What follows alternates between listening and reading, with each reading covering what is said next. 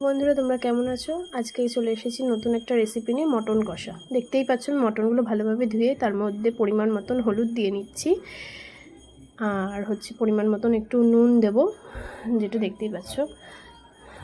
এবার প্রেশার কুকারে একটু সিটি দিয়ে নিলে কি জিনিসটা সফটনেসটা বাড়ে, তো ওই জন্যই প্রেশার কুকারে দেওয়া। এবার জল দিয়ে প্রেশার কুকারে বসিয়ে দিলাম।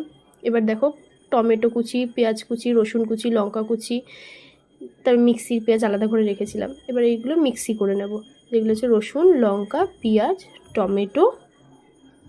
তার সাথে চলে যাবে এই যে জিরে দিয়ে দিলাম, এলাচ, লবঙ্গ সবই দেওয়া আছে, দারচিনি। এবার কড়াইটা গরম করতে বসিয়ে দিয়েছি, এই যে তেলটাও দিয়ে দিয়েছি যাতে গরম হয়ে যায়, কারণ একদম গরম হয়ে গেলে আলুগুলো ছেড়ে দেবো। আলুগুলো ছাড়াও হয়ে গেছে।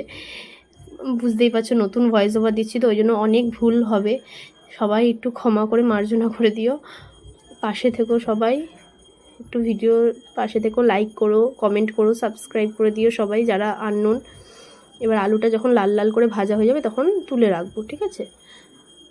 আলুটা একটু লাল লাল করে ভেজে নিতে হবে, দেখতেও ভালো লাগবে। এমনি একটু ভাজা থাকলে না, কষার সময় তখন সুবিধা হয়, সেদ্ধটা তাড়াতাড়ি হয়ে যায়। এবার গরম তেলের মধ্যেই পেঁয়াজ কুচি, যেগুলো মিক্সিতে দিয়েছি তো দিয়েছি, আর কিছুটা পেঁয়াজ কুচি কড়াইতে দেবো, আর কিছুটা টমেটম কুচি কড়াইতে দেবো, কারণ টমেটো মিক্সিতেও দিয়েছি, কিছুটা কড়াইতে দেবো। তাহলে কি গ্রেভিটা একটু বেশ ঘন হয়, ওই জন্যই এরকম পেঁয়াজ আর টমেটোটা দিয়েছি, ক্যাপসিকাম বলে দিয়েছি।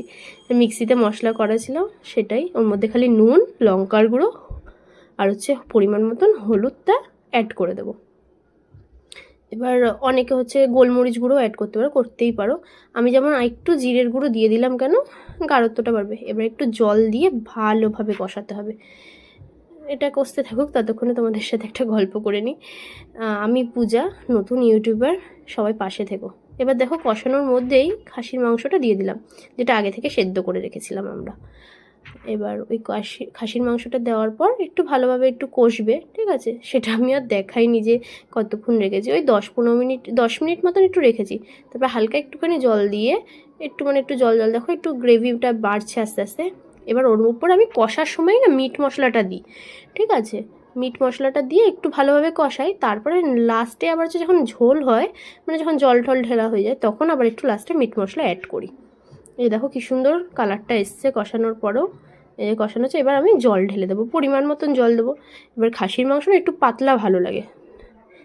এই যে খাসির মাংস আমার রেডি হয়ে গেল, এবার প্লেটে ঢেলে নিলাম। টাটা।